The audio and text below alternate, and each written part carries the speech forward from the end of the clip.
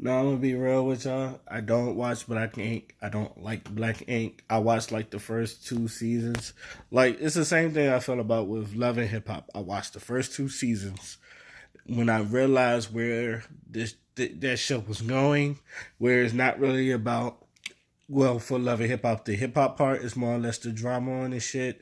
I understand drama sells television, but once you realize it's not really about hip hop and it's about niggas being niggas, um, that's when I stopped watching the show. I was like, I'm not paying attention. The same thing with Black Ink. I don't have tattoos, but I think tattoos are cool. So I would like to see, art, tattoo art, and people fixing tattoos and all that other shit. But once it stopped being about tattoos and all that other shit, again, I stopped watching. All right, it got stupid. It got really, really fucking stupid, and it's like now it's about people fucking each other and sleeping around and all that other shit. Which is why I hate these shows. Now, one thing I kind of been paying attention through other YouTube bloggers is the person that got on there, Skyy, who I feel like brings the most equity to that show because of her bipolarism and her relationship with her kids. All right, one of them kids, the oldest one, Genesis, doesn't fuck with her at all. All right, but the younger one, he tries to have a relationship with her, and he wants to rekindle a relationship with both of his parents, which he tried to do.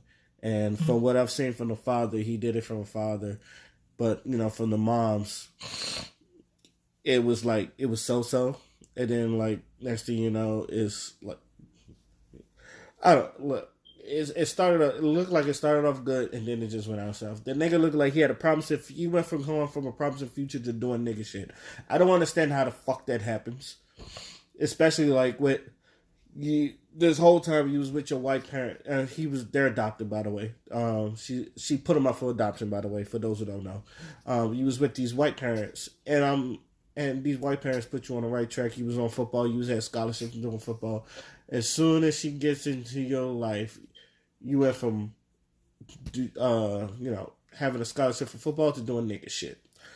I don't know how the fuck that happens. I really don't. But yeah, that's what the fuck happens. Now the oldest one, he was always like the rebel. I would say the rebel, but the reckless one, the nigga. He was the nigga. He was the adversary nigga. He was the one who would nigga shit. He was in gangs, gang banging, all that shit. So now his little brother is doing that shit as well. So there was a clip of I guess the recent Black Ink and Skyy telling her son she should have swallowed you, or she should have aborted you. First things first, um, you are a fucked. I don't care. I don't care if you're bipolar or not. I really don't. You are a fucked up individual if you ever say that to your fucking child. I don't. At that point, I don't give a fuck if you have mental illness. You are a piece of shit of a person if you ever say that to your fucking child. I feel like anybody who's ever said I should have aborted you, or I should have swallowed you and all that other stuff to your child, you are, in my eyes, a piece of shit of a person. I don't care about you. I don't give a fuck about your mental illness. I don't give a fuck if you're bipolar. I don't give a fuck if you're schizophrenic. That shit will get you punched in the face. I don't give a fuck who you are. No, this was never said to me, but I've seen it said. No, this was never said to me. By the way, for those who's wondering, this was never said to me in my life. But that shit. But I've seen it said to other people, and that shit like bothers me. And this is coming from someone with a two stable family and that grew up with a two stable family. That shit bothers me. Um, First thing, yeah. What was I? But this is why I tell people like and sometimes your family could be the most toxic people in your life, and this is why I tell people fuck with people that fuck with you. And if your immediate family doesn't fuck with you like that, you need to get away from them.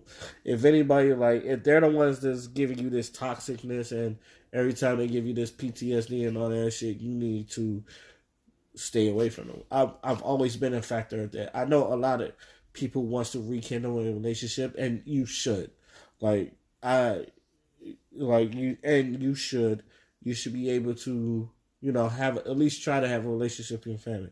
But once you try and you try and you try and you realize that shit ain't going nowhere, you need to just sometimes you need to just let it go and fuck with people that fuck with you, fuck with people that you would call family.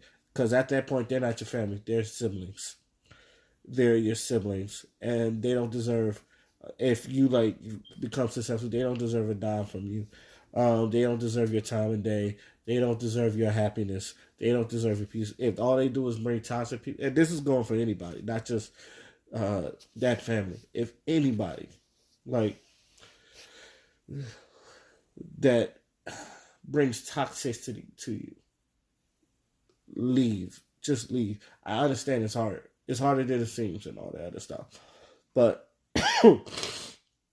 so I had to I know there was people that I will never say I was around them, but there was this. I remember this one girl I met through the internet, and she had problems. She she had huge problems, and she would it was stuff she put herself in, but she would never blame it. She would always play the victim, which is my other pet peeve.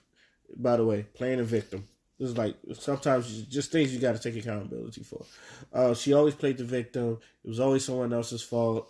She wanted someone to help her out of the situation and all that other stuff. And once I realized who she was, I just stopped talking to her. I just cut it off because because I knew no matter what I did, you were always going to be like this unless you. And then that's when I realized you can't help everybody. You can only help people that want your help. But even then, they still gotta help themselves. You can guide them as great as you can, but as long as they're still doing toxic shit, they're still doing victimized shit, they need to go. So with that said, in conclusion, fuck you, Skyy. But she does need help.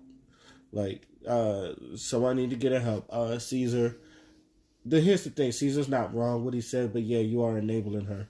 And I've seen a lot of people do that. It's sometimes just you just cut that. Just take that L, just cut it off and all that other stuff. Like I said, the thing is, I'm not. I can understand why people are mad at Caesar because it does feel like he's enabling, which he is, but he is right. He said she probably never been loved and all that other stuff, so she doesn't know how to love. So, she probably every time she show love, it's this vitriol of hate just spews out of her mouth and all that other shit. To me, I don't care. It's if you tell me that if you tell your kids that I should have aborted you and all that other stuff, you are a piece of shit.